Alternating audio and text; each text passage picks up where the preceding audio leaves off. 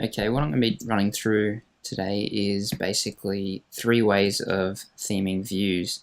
There is a 4th way that you could use, which is with panels, but I'm not going to be covering that one because that gets a bit more tricky. So basically we are going to be covering views. As most of you know, this is probably the most powerful module in Drupal. So we'll get straight into it. So the methods we're going to be using is display suite, which is quite an amazing module. Very, very flexible, very easy. Theming in nodes in general. I highly recommend this one if you want to keep away from the code. Then we have theming nodes, which is something a lot more people will probably do, as opposed to an individual views template theming. So this one's probably the best option in between both worlds. And then we'll cover actual views theming, the actual own templates that views have.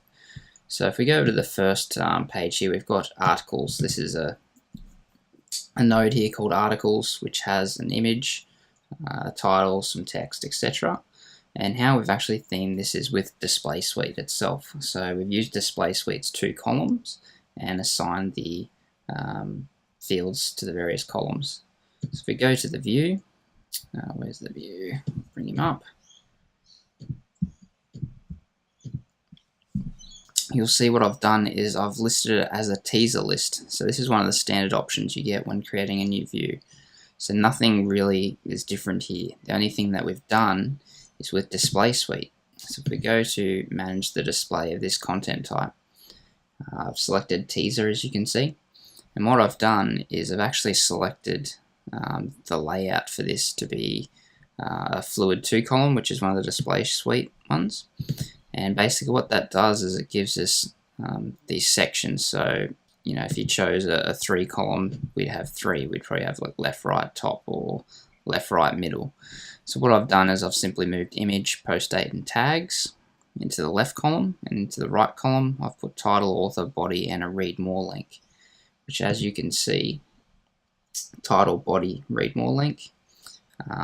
Because we don't have any tags, there's no tags showing up here. There is the date and the image. So if we go back here, you'll see there's the image and the date. So that's all covered. So that's basically it done for us. If you wanted to go and change this to a 3 column, we could do so. And that would update the view as well. Let's do that now. Okay. Oops, save. So what we've got is a left, middle, and right. So let's put submitted by on the right. Let's put the body in the middle. The image can be on the left still. We'll put the title in the middle. We'll put the read more on the right. And we'll put the links bottom as well. So if you save that, and we go back to this page and refresh, you'll see we'll have 3 columns. So that's without doing any coding. It's very handy and very easy to do. The next option is with the node theming. So as you can see here, this is a list, another view, and I've done some custom markup here. If we go through to the actual view, you'll see again it's very much like the articles view. So we've just got a teaser. So we go back to the articles view, it's nearly identical, besides being a different content type. So all I've done here is I've created a node template. So if we go into our code, this is a blog content type. So I've got node-blog.tpl.php. Now with a tiny bit of PHP, we can change how things look and interact, and etc. So all I've done here is used a teaser variable. So we were using, if we go back to the view, we're using the teaser format. So to get that happening, nodes give us a variable called $teaser. If you look at the default node.tpl.php, this is where I've copied the template from. This actually gives us in a big comment all the different variables and things we have access to within a node template. So what we've got here is I've just attached node teaser here. So if it is a teaser, then we want to do whatever's in this. Otherwise, we'll go down and just do the normal rendering. So what I've done here is I've actually just put a block quote around the content. and just rearranged a few things just to give you an example. So the block quote here gives the styling for this block quote. So if I inspect the styles, you will see that we actually have a block quote. So that's allowed me to go and change this template very easily. You could also do this with different display types as well. That's the same with display suite. If we go back to the manage page, you can actually create different display types. So by default we've got default and teaser, but display suite allows you to create more, so you could then filter via, you might have one that's just for views, so you could have a views display type for this article, for example. So those are two really common ways of theming your views. Pretty simple. The next one is a little bit trickier. So we've got tasks here. I haven't done too much with the tasks, and I've just edited a row. But what we've got here is a simple title with a link, some text that's been trimmed, and a read more link. How we've done that is use the fields format. So we're not using a content display, we're using fields. And what that allows us to do is just select certain fields from our node type and display those accordingly. But what we've got to do is under this advanced tab here, we've got theme information. And basically what this does is all the possible templates we can use for overriding the output of views. As you can see, we've got this views, view fields, task page.tpl.php that has been overridden by the looks. As you can see, all the default ones are highlighted in bold, and we've got an overridden one here, so you can see the default one has been overridden and given it there. If you click on any of these links, they'll actually give you the code which is by default in there, but this isn't too useful. There are some things here that are useful for digging around, but it's not very well documented. So $fields is what we're actually going to use. This row style output is basically the one you'll probably mostly be dealing with, because that's the main chunk.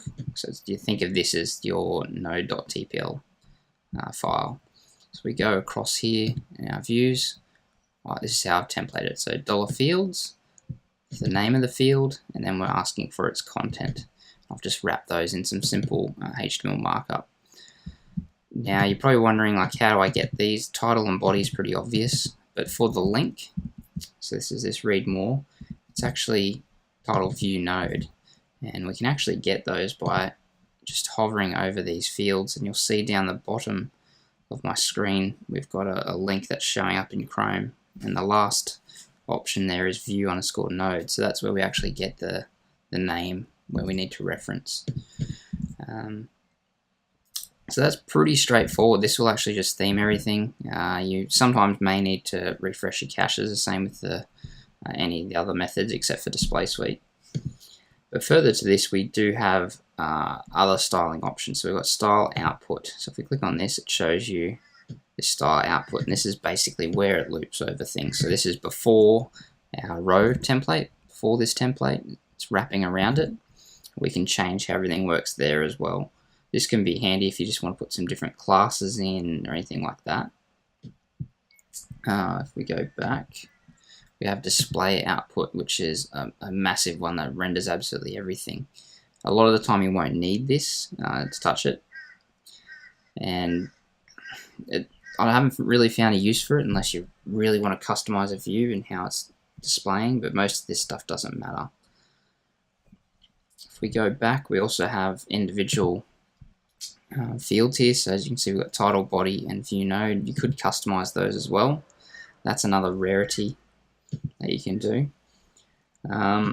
Further to that, I will add that you can do whatever you need to do with these fields, but you can still customize them through views normally. So we've got style settings, so we can customize the HTML. We can set to have a H2 here for the title instead of me wrapping it in a H2 tag. You can add CSS classes. You can do a whole lot without actually having to touch the code. But sometimes it just feels a bit nicer being able to have it there. So it's there, not in the database, it's literally in code, so it can be version controlled, etc. This will probably change with Drupal 8 though. The other thing we can do is we can rewrite. Now this is all just to do with the fields version. You won't be able to do this with the content version.